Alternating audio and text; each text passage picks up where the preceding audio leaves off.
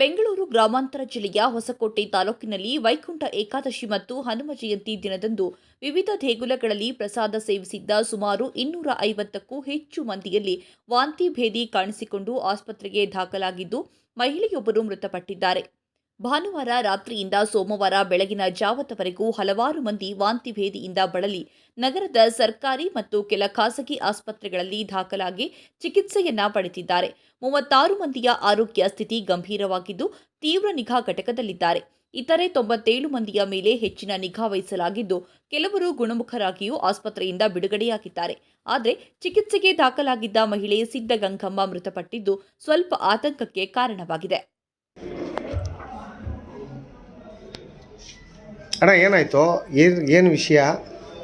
Loose ಮೈದಾನೋ Anjaneya ದೇವಸ್ಥಾನದಲ್ಲಿ ಪುರೋಹಿತಿನಿಂದ ಎಲ್ಲಣ್ಣ? ಯಾವ ದೇವಸ್ಥಾನ? ಎಲ್ಲಿ? ಆಂಜನೇಯ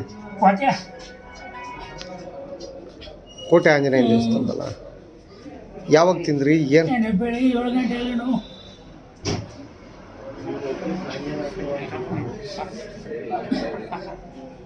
ಏನಪ್ಪ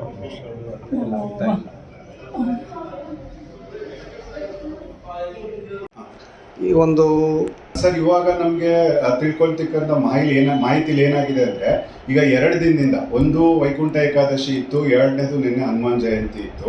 ಸೊ ಈಗ ಆಲ್ಮೋಸ್ಟ್ OPD ಬೇಸಿಸ್ ಮೇಲೆ ತೋರಿಸ್ಕೊಂಡು ಹೋಗಿರೋರಲ್ಲಿ ಒಂದು 100 ಜನರಷ್ಟು ತೋರಿಸ್ಕೊಂಡು ಹೋಗಿದ್ದಾರೆ. ಮತ್ತು ಬೇರೆ ಆಸ್ಪತ್ರೆಗಳಲ್ಲಿ ಆಗ್ದಲೇ ಕ್ರಿಟಿಕಲ್ ಆಗಿರ್ತಕ್ಕಂಥವು ಸುಮಾರು 30 ಪೇಷಂಟು ಇವಾಗ ಅಡ್ಮಿಷನಲ್ಲಿದ್ದಾರೆ. 30 ಪೇಷಂಟಲ್ಲಿ ಆಗಲೇ ಒಂದು ಆಲ್ಮೋಸ್ಟ್ ಅರೆಸ್ಟ್ ಆಗೋ ಸ್ಟೇಜಲ್ಲಿದೆ. ಇದು ನಮಗೆ ಒಂದು ಕಡೆಯಿಂದ ಆಗಿರ್ತಕ್ಕನ್ನೋದಕ್ಕಿಂತ ಹಲವಾರು ಕಡೆ ಪ್ರಸಾದಗಳು ವಿತರಣೆಗಳು ಆಗಿರೋದ್ರಿಂದ ಇದು ಮೊನ್ನೆಯಿಂದನೇ, ಅಂದರೆ ನೆನ್ನೆ ಆಗಿರ್ತಕ್ಕಂಥದ್ದು ಮೊನ್ನೆಯಿಂದನೇ ಇನ್ಫೆಕ್ಷನ್ ಆಗಿ, ಯಾಕೆಂದರೆ ಎಷ್ಟೋ ಜನ ಏನು ಹೇಳ್ತಿದ್ದಾರೆ, ಸರ್ ನಾವು ಪ್ರಸಾದ ತಗೊಂಡಿಲ್ಲ ಆದರೂ ನಮ್ಗೆ ಆಗಿದೆ ಅಂತ. ಸೊ ಮೊನ್ನೆ ಯಾರು ತಿಂದಿರ್ತಾರೆ ಇಲ್ಲ ಅವರಿಂದ ಇವ್ರ ಮನೆಯವ್ರಿಗೆ ಆಗಿರ್ತಕ್ಕಂಥದ್ದು. ಈಗಾಗಲೇ ಸುಮಾರು ನಮ್ಮ ICU ಒಳಗಡೆ 10 ವೆಂಟಿಲೇಟರ್ ಬೆಡ್ ಏನಿದೆ, 10 ವೆಂಟಿಲೇಟರ್ ಬೆಡ್ ಕಂಪ್ಲೀಟು ಫುಲ್ ಆಗಿದೆ. ಮತ್ತು 2ನೇ ಫ್ಲೋರಲ್ಲಿ ಇವ್ರಿಗೆ ಅಂತ ಸಪ್ರೇಟ್ ಇಂಟೆನ್ಸಿವಿಸ್ಟು, ಸಪ್ರೇಟ್ ಡಾಕ್ಟರು ಇಟ್ಬಿಟ್ಟು ಇವಾಗ ಒಂದು ವಾರ್ಡ್ ಓಪನ್ ಮಾಡಿದ್ವಿ. ಅದರಲ್ಲಿ ಇವಾಗ ಆಲ್ಮೋಸ್ಟ್ 7ರಿಂದ 8 ಪೇಷಂಟು ಕ್ರಿಟಿಕಲ್ ಆಗಿದ್ದಾರೆ, ಮಿಕ್ದವರು ಸ್ಟೇಬಲ್ ಆಗಿದ್ದಾರೆ. ಇವ್ರದ್ದು ಎಲ್ರದ್ದು ಔಟ್ಪುಟ್ ಅಂದರೆ ಯೂರಿನ್ ಔಟ್ಪುಟ್ಟು ಇವೆಲ್ಲ ಏನೂ ಬರ್ತಾ ಇಲ್ಲ, ಸಿವಿಯರ್ ಡಿಹೈಡ್ರೇಷನಲ್ಲಿ ಇದ್ದಾರೆ. ಈಗ ಕರೆಕ್ಷನ್ಸ್ ಆಗ್ತಾ ಇದೆ. ಸೊ ಒಂದು ಏನು ಹೇಳ್ಬೇಕಸ್ತೀನಿ ಅಂದರೆ, ಇವಾಗ ಸ್ವಲ್ಪ ನೀರಿನಂಶ ಆಗಲಿ ಇದಾಗಲಿ ಸ್ವಲ್ಪ ಹುಷಾರಾಗಿರ್ಬೇಕು ಅಂತ ಹೇಳ್ತಾರೆ. THO ಇದ್ದಾರೆ, ಪರ್ಮನೆಂಟ್ ಆಗಿರೋಂಥ DHO ಇದ್ದಾರೆ. ಅದರಲ್ಲಿ ಪ್ರಭಾರಿ ಯಾರು ಇಲ್ಲ. ಇರೋಂಥ THO ಅವರು ಇವತ್ತು ರಜೆಲಿರಬೇಕಾದಂಥ ಸಂದರ್ಭದಲ್ಲಿ ಲೀವ್ ಹಾಕ್ಕೊಂಡು ಅವ್ರು ಹೋಗಿದ್ದಾರೆ. ಅವರ ಒಂದು ಅನುಪಸ್ಥಿತಿಯಲ್ಲಿ ಪ್ರಭಾರಿ THO ಕೆಲಸ ಮಾಡ್ತಿರ್ಬಿಟ್ರೆ ಓವರ್ ಆಲ್ ಪ್ರಭಾರಿ THO ಅಂತಲ್ಲ. ನಿನ್ನೆ ಕೋವಿಡ್ ಸಂಬಂಧಪಟ್ಟಂಗೆ ಇವಾಗ ಅಡ್ಮಿಟ್ ಆಗಿರೋದೆಲ್ಲ 60 ವರ್ಷ ಮೇಲ್ಪಟ್ಟರು ಸರ್. ನಿನ್ನೆ 60 ಸರ್ಕಾರ ಗೈಡ್ಲೈನ್ಸ್ ಇರೋದು 60 ವರ್ಷ ಮೇಲ್ಪಟ್ಟರು ಮಾಸ್ಕ್ ಹಾಕೊಂಡು ಕಡ್ಡಾಯ ಹೋಗ್ಬೇಕು ಅಂತ. ಇದೇನಾದ್ರು ಪ್ರಾಬ್ಲಮ್ ಆಗಿದೆಯಾ ಅಂತ? ಇಲ್ಲ, ಇವತ್ತು ನಾವು ನೋಡ್ತಿರ್ತಕ್ಕಂಥ ಸಿಂಪ್ಟಮ್ಸ್ ನೋಡಿದ್ರೆ ಇಲ್ಲಾಗಿರ್ತಕ್ಕಂಥದ್ದಕ್ಕೂ ಮತ್ತು ಕೋವಿಡ್ಗೂ ಯಾವುದೋ ಒಂದು ಕನೆಕ್ಷನ್ ಕಂಡು ಬರ್ತಾ ಇಲ್ಲ ಮೇಲ್ನೋಟಕ್ಕೆ. ಯಾಕಂದರೆ ಕೋವಿಡ್ ನಾವು ನೋಡಿದಂಗೆ ಈಗಾಗಲೇ ಸುಮಾರು ವಾರ ಹತ್ತಿಂದ ಈಗಾಗಲೇ ನಾವು ಕೋವಿಡ್ ಬಗ್ಗೆ ಚರ್ಚೆ ಮಾಡ್ತಾ ಇದ್ದೀವಿ.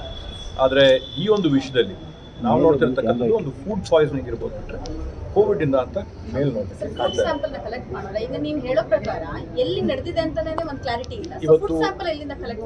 ಇವತ್ತು ಪ್ರಮುಖವಾಗಿ ಏನೋ ಕೆಲವೊಂದು ದೇವಾಲಯಗಳಲ್ಲಿ ಹೆಚ್ಚಿನ ಸಂಖ್ಯೆಯಲ್ಲಿ ಭಕ್ತಾದಿಗಳು ಯಾರು ಬಂದು ಹೋಗಿದ್ದಾರೆ ಅಂದರೆ, ತಾವು ಹೇಳಿದಂಗೆ ಒಂದು ದೇವಾಲಯ ಅಂತ ಮೇಲೆ ತಾಲೂಕಾದ್ಯಂತ ಸುಮಾರು 50-60 ದೇವಾಲಯಗಳಲ್ಲಿ ಈ ರೀತಿಯಾದಂಥ ಅನ್ನ ಸಂತರ್ಪಣೆ ನಮ್ಮ ಒಂದು ವೈಕುಂಠ ಏಕಾದಶಿ ಆಗಿರ್ಬೋದು, ಹನುಮ ಜಯಂತಿ ಆಗಿರ್ಬೋದು, ಅದರ ಪ್ರಯುಕ್ತವಾಗಿ ಮಾಡಿದ್ದಾರೆ. ಇವತ್ತು 100 ಭಕ್ತಾದಿಗಳು ಹೋಗೋಂಥ ದೇವಾಲಯಗಳು ಕೂಡ ಇದೆ. 16,000 ಜನ ಹೋಗೋಂಥವ್ರು ಇದ್ದಾರೆ. ಮತ್ತು 100,000 ಸಂಖ್ಯೆ ಇರೋದು.